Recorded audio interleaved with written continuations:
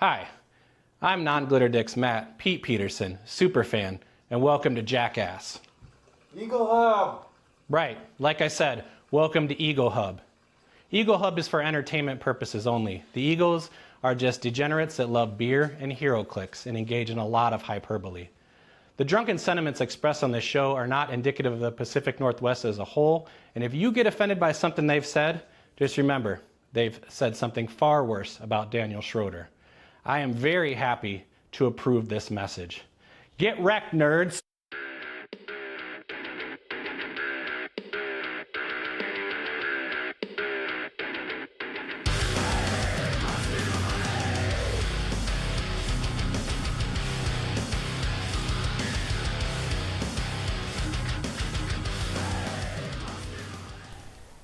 Time to crank your hog off.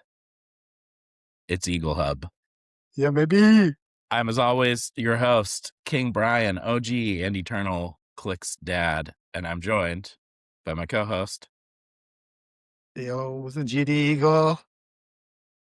What's up, nerds? The GD Eagle in the house. It's no longer Little Eagle Corey. Yes.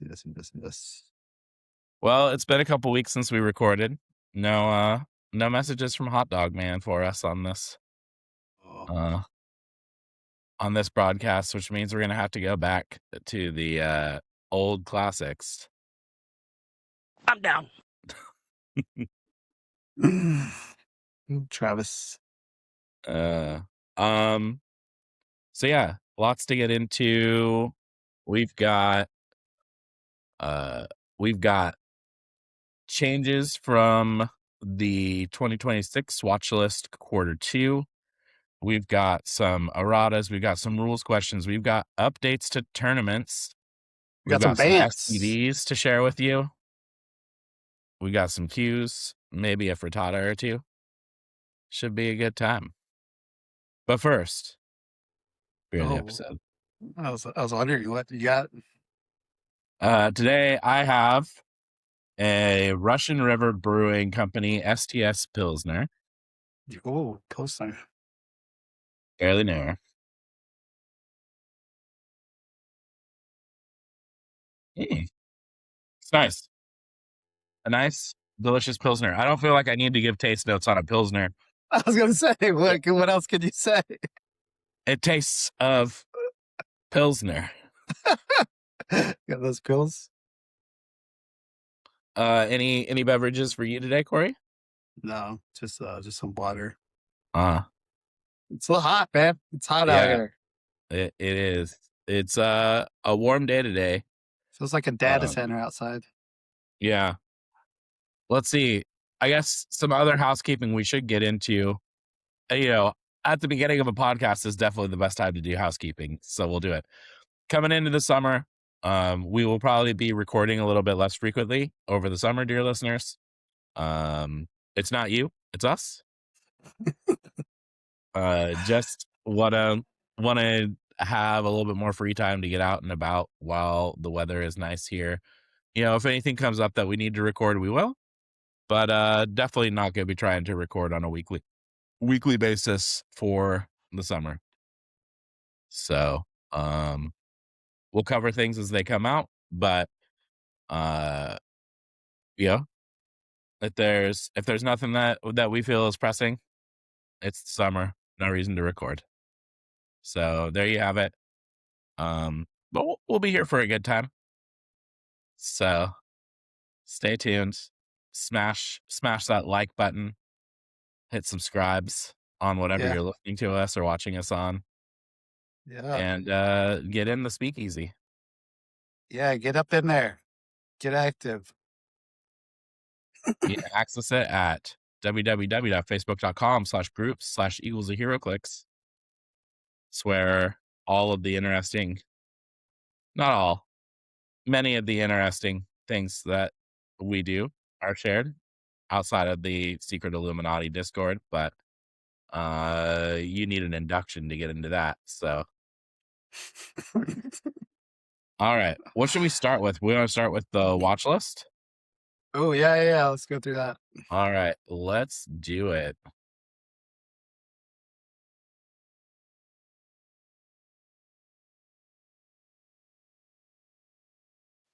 So I'm not going to read the whole watch list today, as fun as that sounds, but we'll highlight.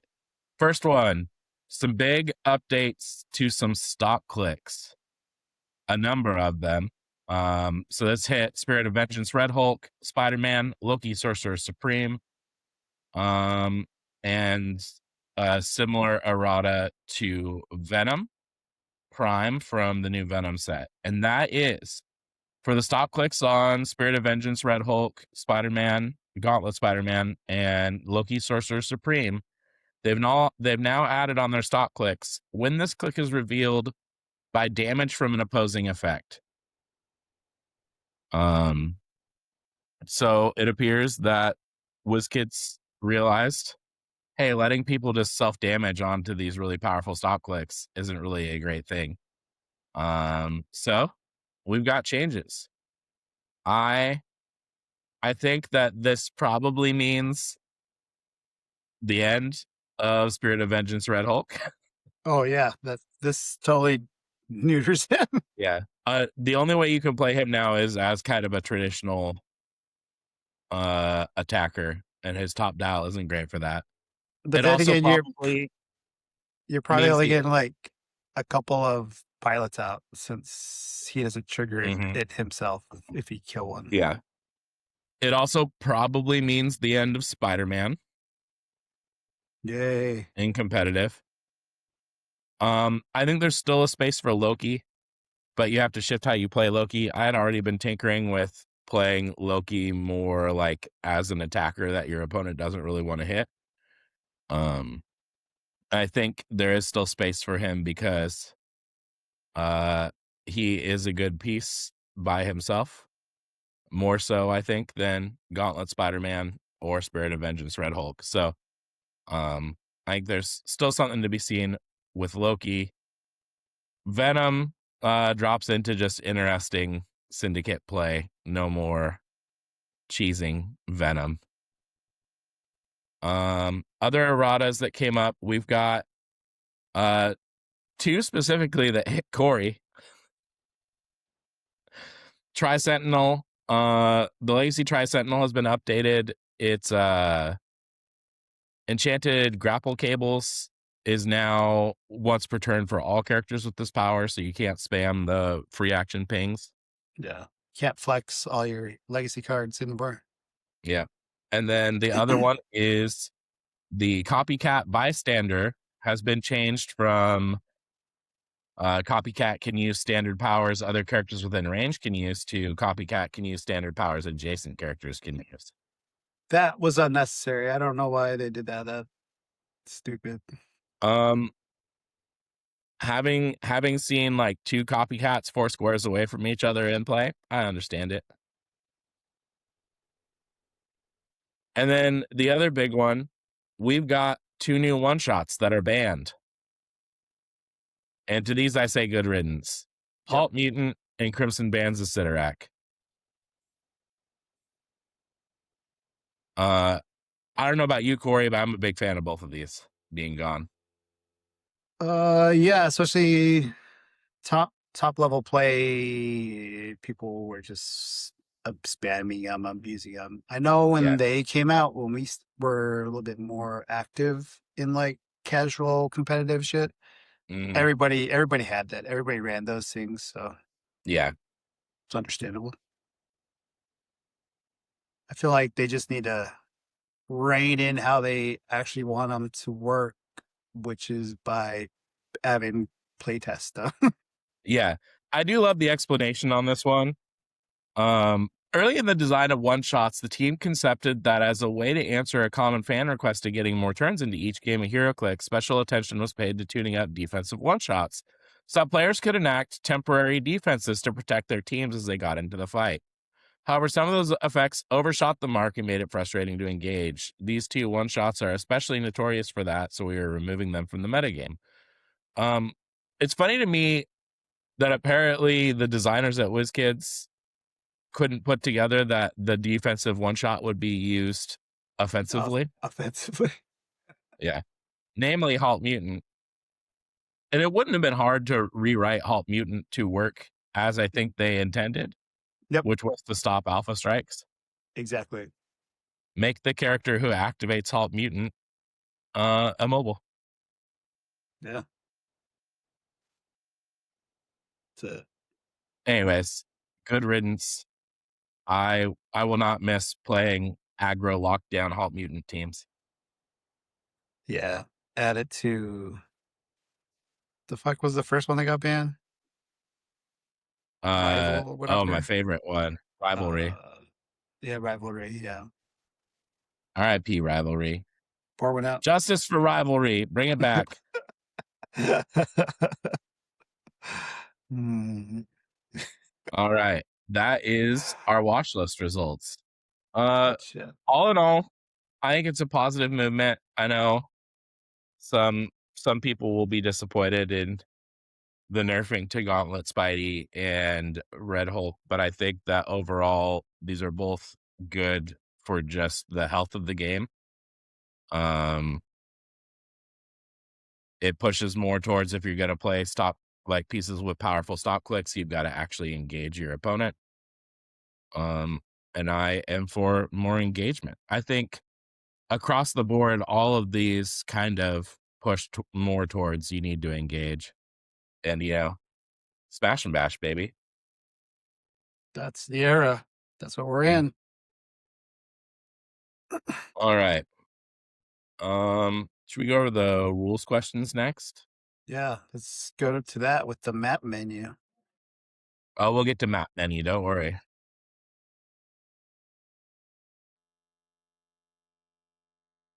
So there were 4 new posts to the rules questions section. First one having to do with terrain markers. Question was,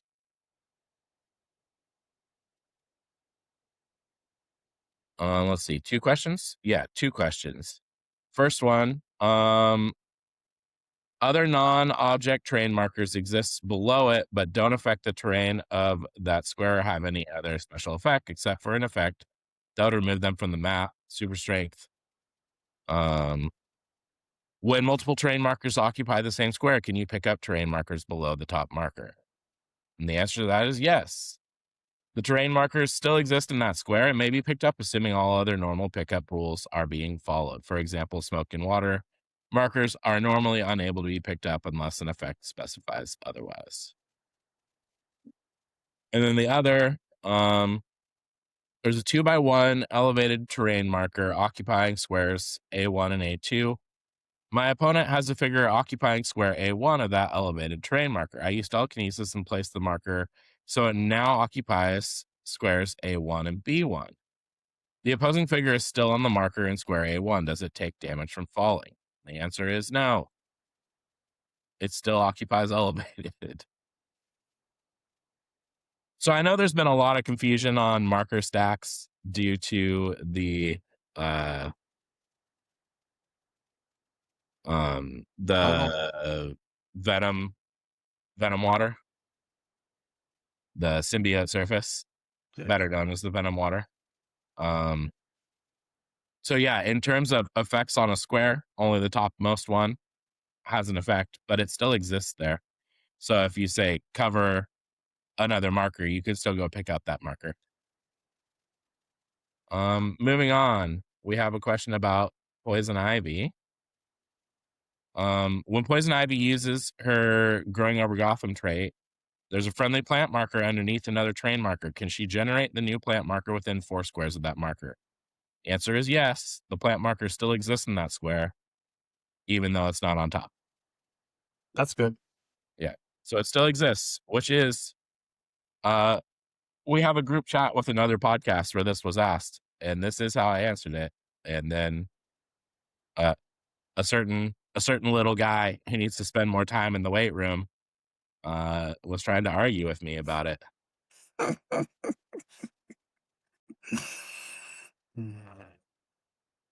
Next, we have a question about Lernay and Hydra. So if we look at the X-Men 97 Wolverine, When Wolverine hit characters can't heal until your next turn. If Wolverine hits my Hydra on my turn, can I use the Hydra's regrowing head trait to attach heads even though it can't heal? And the answer is no. The Hydra can't heal due to an effect. There would be no healing able to be reduced to allow it to attach heads. So it's all based on that wording. Can't heal. Yeah. So can't heal would kick in before you calculate healing, whereas compared to the Bloodstone reduces healing. So you, because of the way that the wording works, you can reduce heads before the Bloodstone applies. Yep. This is another one that I was involved in some interactions over. Some questions around beginning end of turn triggers.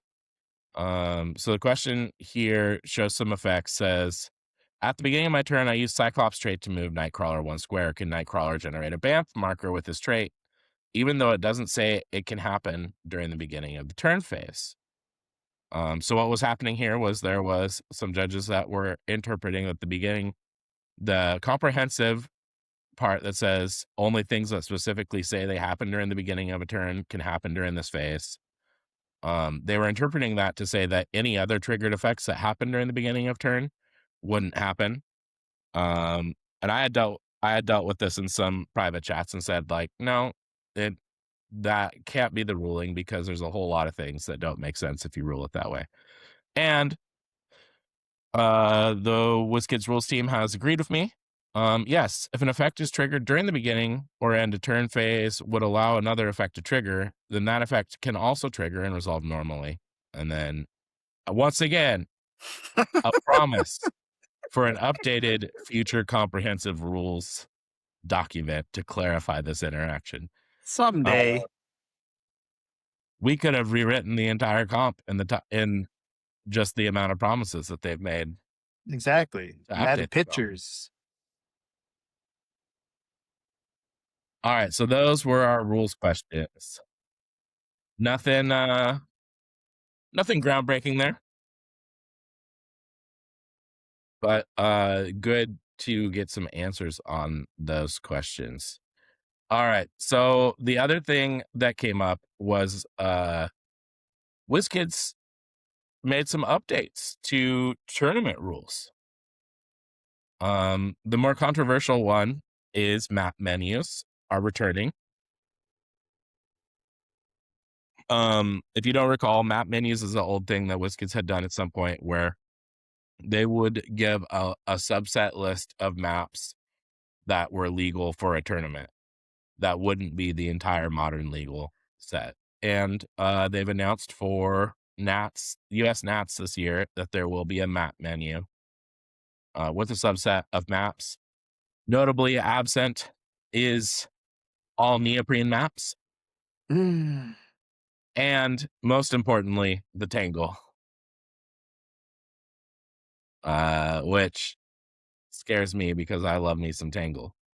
But it's an interesting approach. It seems like there's been some struggles around maps for the last couple years because, you know, it was Worlds last year where they enacted the orange terrain. Like orange special terrain doesn't have any effect during tournaments. Yeah, because of Rival Respawn and a couple of others. Yeah. So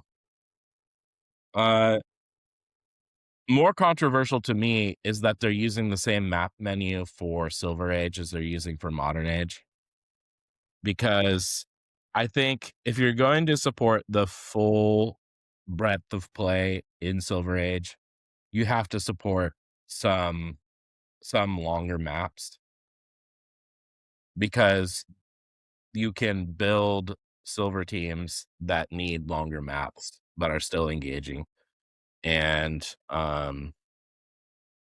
a little bit of a bummer. I actually sent their feedback email an update saying, hey, I like moving to maps menus, but I think it's a bad move to have the same map menu for Modern as for Silver. Yep. And then the other one, of which there was much discussing online, is Swiss tournament standings change. This is a big one, especially for our boy Corey, who so many times because of his inability to score victory points, has found himself right on the outside looking in on the top cut. Yeah, baby. And that change is tiebreaker for standings is no longer victory points. It is now strength of schedule.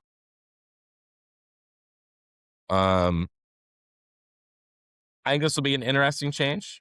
It's basically how every other game that runs Swiss tournaments runs it instead of victory points. I would have liked to have seen victory points be a secondary tiebreak after strength of schedule. I understand why they didn't, but it does mean that the first 2 rounds are really random. And even going into the 3rd round, it's still going to be a little on the random side. It also means, in terms of standings, you've really got to win one of your first 2 rounds, or else your opponent's average win record is probably going to be too low for you, unless, your only loss on the day is one of those first 2 rounds. Mm-hmm. So the Frittata Freeway definitely changes. Like, riding the Frittata Freeway is a much more dangerous game now. Yep. Yeah, if you do lose in the first round, you better hope that it's to somebody who's going to dominate so that they can keep your strength of schedule up. Like the winter tournament where that kid had just like the most ridiculous series of rolls against me and I missed all of my attacks. I probably would have ended up not making cut in that tournament because I was his only win on the day. And I went 0-2 to start out,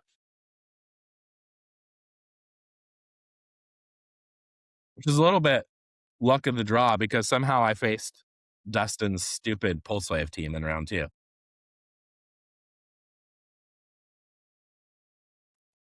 But I've run some numbers. I think the strength of schedule, all in all, is going to be a good thing. I know there's been some hand wringing about, this just encourages slow play.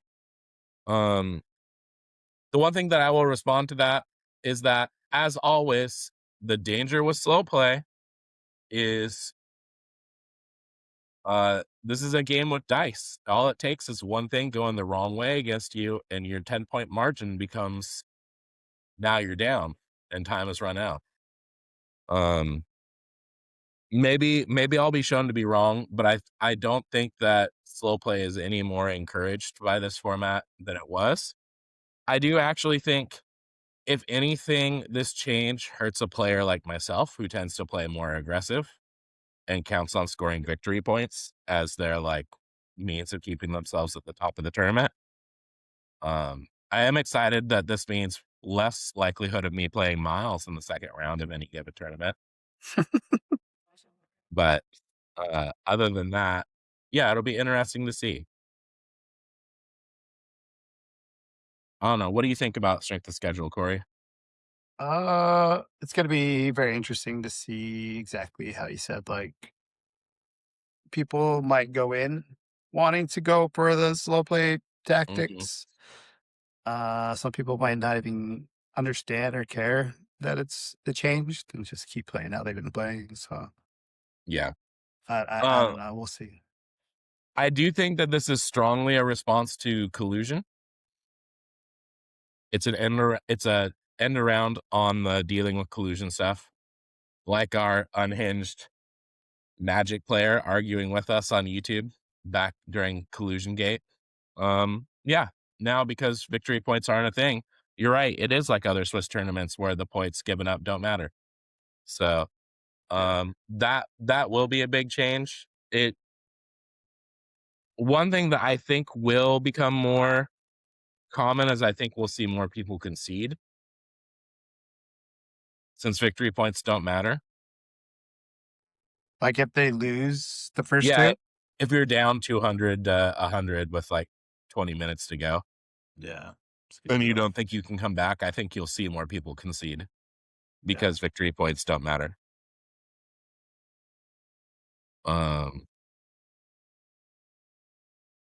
But that's a trade-off for a strength of schedule system. I will say, thinking about my long-standing thing, which is my expectation of teammates is you drag them out.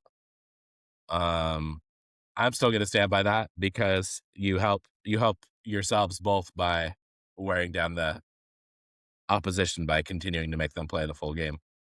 Well, yeah, that, and then like I agree with that. And it's like you traveled however far to play in this tournament, and then for you to just throw the towel in is very, Mhm. I don't know. I think it's a slap in the face.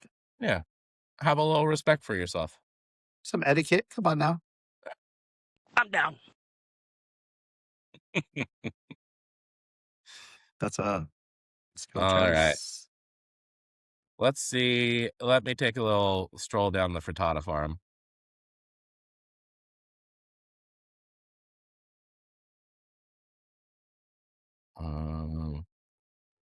Gosh, there's not a lot of posts in the frittata farm. There is or isn't? There is. Yeah, somebody's been going ham in there.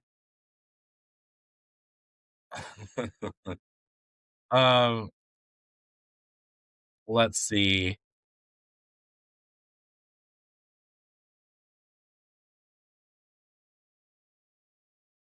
I'm trying to remember where we left off.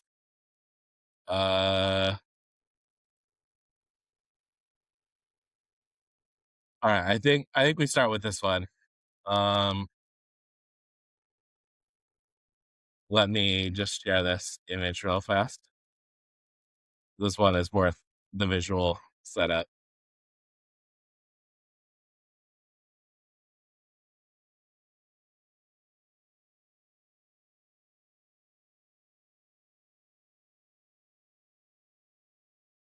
Can you stack these guys?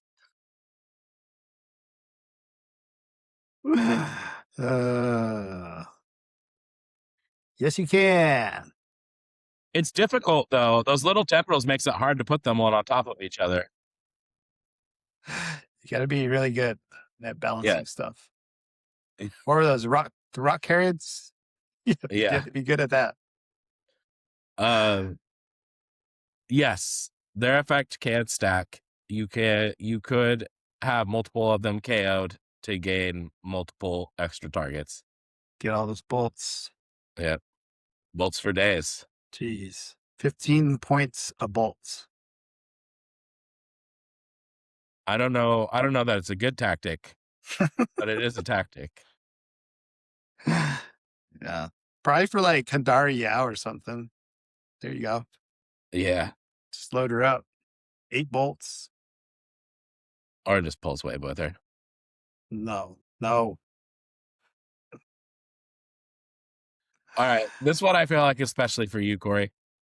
Let me find the voice.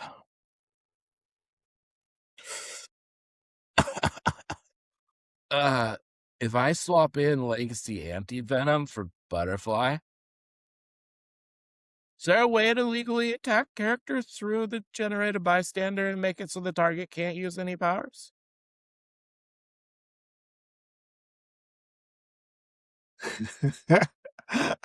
As long as you're targeting only one character, it's an attack, dude.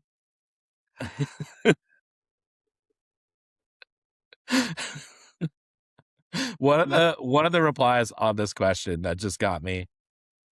I don't think there is a way to get anti-venom to attack to the butterfly. There isn't really any equipment that works this way. That said, you could have him pilot Catwolf and remain mostly safe. Smiley face. The blind leading the blind there. Yes, Legacy Anti-Venom can use the mind control granted from the butterfly to target through the butterfly bystanders. And then, since he's targeting someone, that does turn off their powers. Yeah, just have to look out for shape change. Mm-hmm. And then you go, dude, where's my powers? Dude.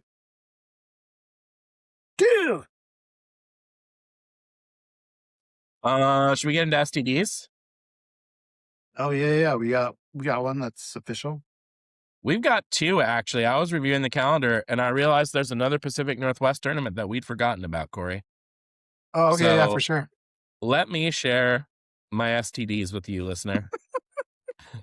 Yeah. Get close to the headphones Yeah. or the screen. Put your head right here. All right, our first one. We're gonna go by chronological order. July 26th, Sunday, at Mythic Finds in Dallas, Oregon. We have the Clicksters of Tomorrow Kaleido Clicks win a brick. This is a modern 300 point tournament. At Mythic Finds, prepayment if possible. A special rule for this: if you're playing a Kryptonian theme team or have a character with the name Supergirl, you gain an extra 1 reroll of any roll per game. Oh shit. It's gonna come down to how many players for prizing, but first place is winner's choice of a HeroClix brick. It'd be nice to get some Oregon players that are somewhat close out to it. I had completely forgotten about it, which is why I realized, hey, we should get that on the calendar as well. And it'll be a nice warm up for another tournament coming up in August, the 2026 Man Bat Cup. Woo! It's going to be at Wichita Toys, Books, and Games in Linwood, Washington. Saturday, August 29th. Registration starts at 11. Start time at 12. The Man Bat Cup is a annual tradition. Very excited for it. Main event, $25. Modern Age, 300. One special rule, which is no Beetlejuice.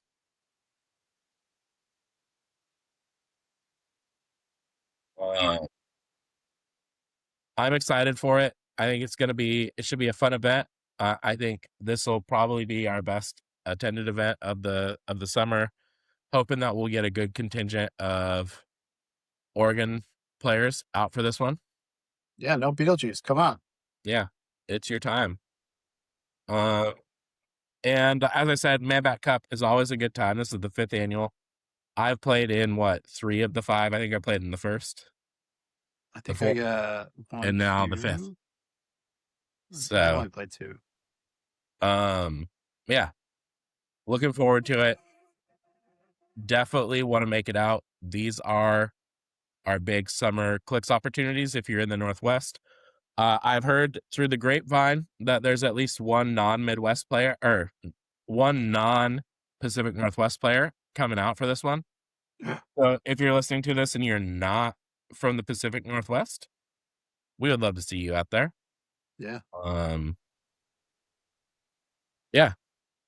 Come and play with us. I know we'll be there. I believe Miles is planning on being there from the Degenerate podcast, of which I am producer, and Lou B. Minotti is executive producer. So, it is a Trace Glizzy's production, as is the Eaglehub now. Lou has stepped in and made himself executive producer of our show as well. Yes, we're under the umbrella. Yeah.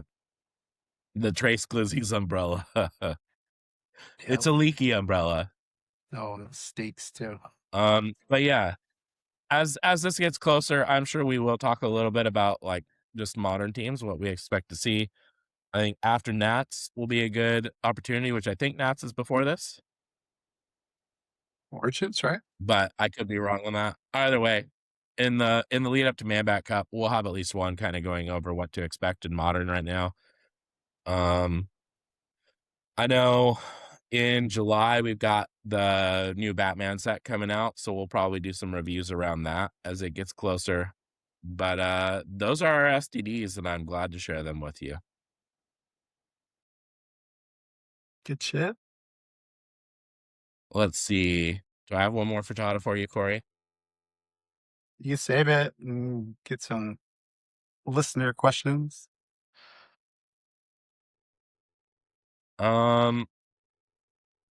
Yeah, I'm just seeing what else I've got in here. That's a screenshot from Leo. This one we'll do at the end because I like it. Let's do one more frittata and then we can get into Go for it. Ask Eagles anything. Hello.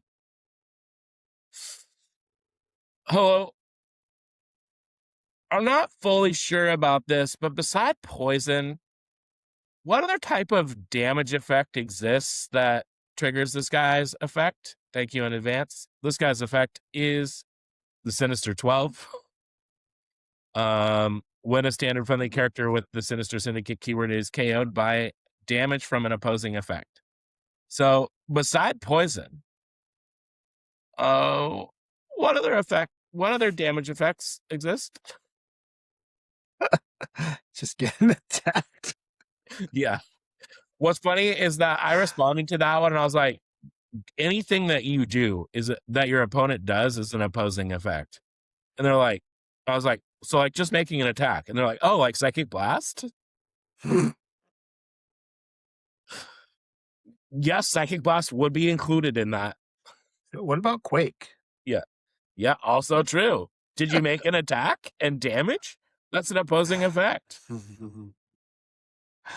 Oh my gosh. So there was another one. Let me rant for a second on rules. I've seen the Venom Axe has created a lot of confusion for people that have never actually understood how the attack sequence works in this game. Because there's the deal damage section of the attack sequence where you determine did you use bolts to multi-target, then split damage, otherwise apply your damage to hit characters. Which the Venom Axe, right, creates a scenario where you can hit two people and deal your full damage to them. Since people don't understand that part of the attack sequence, they apply all kinds of crazy logic to the Venom Axe, like Colossus Mind Control, which says, after resolutions deal a hit target, Colossus printed damage. And they'll be like, well, but if I hit with the Venom Axe, then both of them get that damage afterwards, right? Because it's like I targeted one, but I hit two. It's like, nope, you're still choosing a hit target. Yeah. There's nothing in the attack sequence that changes this. And when you understand that the Venom Axe only edits one piece of the attack sequence, the whole thing makes a lot more sense. Mm-hmm. All of that is my ask to you. You listener, dear listener. Read the comprehensive. It'll help you, I promise. Or just read the powers. Shit. Yeah. Read the powers also helps. But it's good to take a little glance through the comprehensive every once in a while. Yeah. Maybe know the attack sequence. All right. Good shit. I got one more for you at the end. All right. Sounds good. Well, you got questions? We got answers. It's Ask Eagles Anything. All right. Let's see. We got a couple. I think I only asked on our Facebook page. So first up, ex Reddit mod Zach Strong. He asks a plethora of questions. What figure do you expect to be the most on the most teams at Man Bat Cup? What figure do you expect to be on the winning team at Man Bat Cup? What figure do you least want to sit across from at Man Bat Cup? How many Knolls could a mythical eagle stuff, and a mythical eagle could stuff Knolls? Let's start with the last one. At least one. Speaking of which, there is a mythical eagle thing that we said we were going to talk about that we didn't get to. So at the end of these questions, let's talk about that. Yeah, I agree with that question, that answer. Corey, what do you expect? What figure do you expect to be on the most teams for Man Bat Cup? Modern. Let's see. We got the nulls for sure. Mm-hmm. Mm-hmm. I think people still love the Sinister Syndicates, so we got the spots. What else is hot?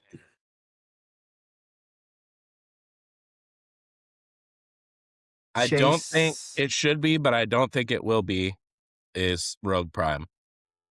Yeah, same. Garnak, Carnage backwards. Mm-hmm. I feel like he's gonna pop up. Yeah. Um, I think one thing for the Pacific Northwest more broadly is tent poles are big. So I agree with you towards like Null and Phoenix Force Thor. I think we'll both see a few of. yeah, no things for store. Maybe a Carnage, got a symbiotes. Mm-hmm. Yeah, I think those are a good bet. Yeah. What figure do I expect to be on the winning team at Man Bat Cup? This sounds like Zach is just trying to get me to name what my team is.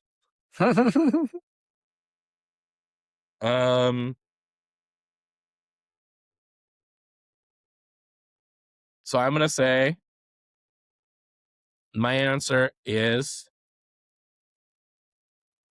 Lernaean Hydra. It's a good bet. So good in 300 modern. The stupid speedsters with everybody running Black Flash. I feel like it's a good thing. That does seem like a possibility. Yeah. We will definitely see a speedster theme team. What figure do you least want to sit across from at Man Bat Cup? Agent Anti-Venom.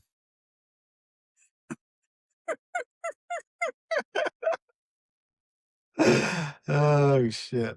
Got scarred, huh? I'm over it.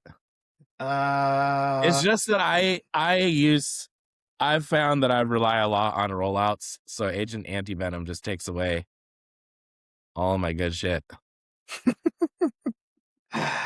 Well, he can't save himself, so there you go. Yeah. Mine is Eternity. People are gonna play that stupid team-up card. I don't think we're going to see anybody in the Pacific Northwest play a Gatling gun. We'll see. Unless you do. Zach has a follow-up. How many wins could I get with this team at Man Bat Cup? I just want to say Man Bat Cup again. His team is 100-point Baby Groot, 100-point Baby Groot, a Green Lantern, 30-pointer, 30-pointer, and then 2 Astral Baron Mordos. 1 maybe. Yeah, probably be your last game though. Yeah, I would just kill your Baron Mordos right off the bat, and then you'll be very sad about your poisons. There you go.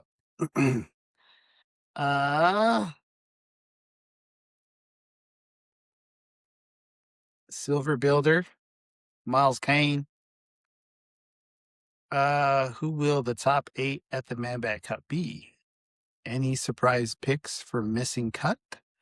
With 1 confirmed player from the Midwest South making it, will he get wrecked? Question mark. Well, the only team I've heard about this player doing well with has Beetlejuice on it, so it'll be a new opportunity for him to branch out. See how he does. Especially not having the man cub with him. As for top 8 at the Man Bat Cup, there's a few that I feel like you can kind of lean towards. that have been mainstays lately, right? We've got Callan, we've got Miles, we've got me, who all three have been like pretty consistently making top 8s. I think because of the change in strength of schedule, Corey gets in. So that's 4. I would have got in no matter what. Mm-hmm. I like that confidence. It's good. Who are our other 4 gonna be? You know what? He's on the rise. I'm gonna say Jeremiah. Probably playing Phoenix Force Thor. I want to say Dustin if he goes. Okay. Homeboy Jordan. Okay. I haven't got a chance to play Jordan in Modern yet, so that'll be an interesting addition. If he gets Probably. I mean, we're that puts us at 7. There's probably got to be a Star. There's probably got to be a Star Clicks trooper in the top 8, right? that, or I want to say APBs that come out of nowhere and just finesse the whole tournament. Yeah. So there's 8 possible players. There's a few names. I don't know who's judging for the Man Bats versus who's playing. I think Merritt said he was. Okay. So I was gonna say I feel like Merritt and Will are always a good shot at a top 8. There you go. So there's a few. Here's my surprise. Here's gonna be my surprise poll. And it's solely out of my own pride because I built his team for him. Ed K is gonna make a top 8.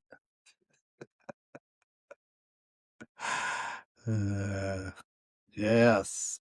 That Bring team it. that team that we built for him is surprisingly nasty. He needs to get some reps in. He told me on Messenger today that he's gonna start practicing with it.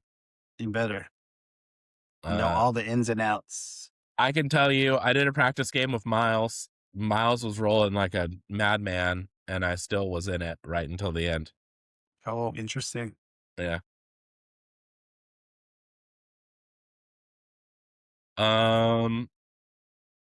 Yeah, I think that covers those. Oh, so the mythical eagle stuff.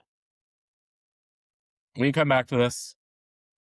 Last podcast when we talked about the DQ around collusion at HeroClix for Huntington's, I mentioned that we would probably circle back to some talk about boycotting the RSC. I don't want to speak for other players, but I will speak for myself and say that I, at this point, am not going to be supporting ROC tournaments. I feel like there is enough paper trail of issues, not just with Howard's play in tournaments, but in prize kits not having what they're supposed to have in certain stores, continually getting the short end of the stick to where I just can't in good conscience support it. So I won't speak for everyone, but I will say that I personally am out on ROC tournaments. I will be encouraging all of our regional players to do the same, including, creating alternate tournaments when there are if there are forthcoming ROC states or whatever. I will be encouraging the Oregon and Washington organizers to be creating our own things instead of participating. But for me, I think we're at a point where we need to put our money where our mouth is. And I've seen enough that I will refuse to support ROC events. That's it. Anything you want to add on that, Corey? As for me, I'm just still hoping, waiting. People, the higher ups are going to address it and say something, Mm-hmm. other than these little stealth bands that are trying to pull off. Yeah. So, and on that note, it's where I'm at. Yeah, I want to address one other thing.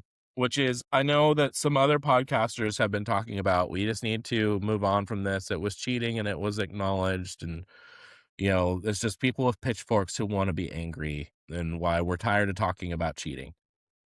I'm tired of talking about cheating too, which is why I'm talking about cheating.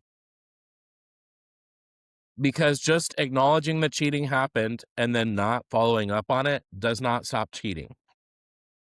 We stop cheating by addressing cheating and by making sure that there are strict consequences for cheating. Okay? So this isn't a pitchfork thing. There are rules and we need to hold to the rules, and the community is better for it when we follow the rules and we hold people accountable to follow the rules. And when somebody has repeatedly skirted the rules, there is more responsibility for this. And this isn't listen, I believe in redemption. I am a former pastor. We don't talk about a lot on the show, but I am a former pastor. I believe in redemption. But redemption comes after repentance and after penitence. So it isn't just oh hey, he cheated, we need to forgive him. It's nope, there needs to be consequences, and we need to see that there is actually a changing of actions. And I've yet to see that. So for me, yeah, I too would love to stop talking about cheating. And you know what would make it easy to do that? If we stopped having cheating issues. Easy. One simple trick to stop us from talking about cheating. Don't cheat. Don't cheat, man. Be a fucking cheaters. All All right, that's enough of that. Brian's come down from his soapbox. Let's go to Maps Peterson. Mower Maps got a question. He's asked, or I guess he has a statement also. If I don't like the map menu for an event, how do I talk to the chef? Let's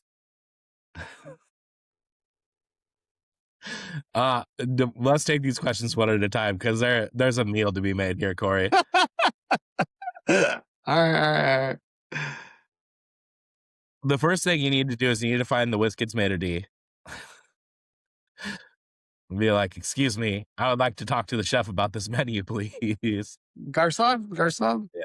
Which currently we only have game feedback at heroclix.com or whatever it is. But yeah, I mean, Maps, you've got a show with a microphone. Let it be known what you don't like. That's probably the best way to reach the chef, honestly. Yeah. Don't be scared, homie. Yeah. I mean, I noted some of my minor issues with the Maps menu. So, yeah. All right. Now, Corey, you can move on to the second question. How excited are the Eagles for the Orb of Agamotto terrain? Surprise, it has a point cost. Gonna be playing the hell out of the Orb of Agamotto. Let's be honest. Yes. It is really good. For anybody who is unfamiliar with the Orb of Agamotto, it's 5 points. It's hindering terrain, and it has the following effect. When an adjacent character uses Perplex, Probability Control, or Outwit, they may target a character regardless of range or line of fire if that character is equipped or has the mystical keyword. So good.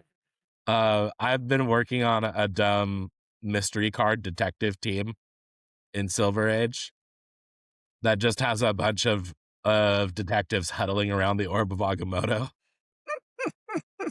Stupid. I love it.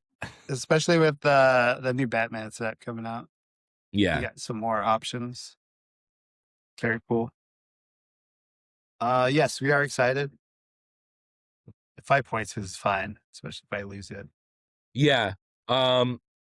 I think it would be absolutely broken at free. So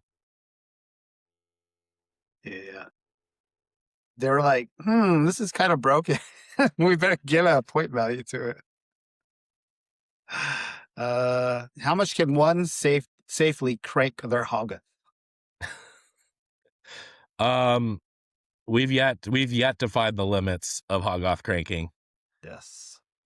So To infinity. join us in the experiment, Mr. Peterson. Keep cranking your hoggoth. And as long as there's not dust coming out, I think you're safe.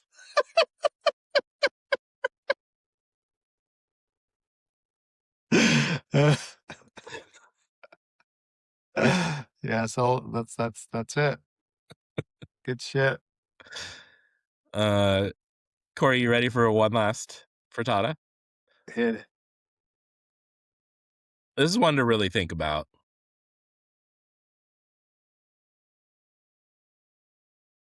If Noel was KO'd by the attack, would he be unable to heal the 2 clicks?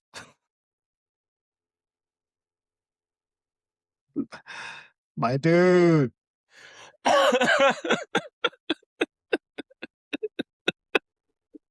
Well, listeners, you made it through another episode. Until next time, get wrecked, nerds. Abolish ICE.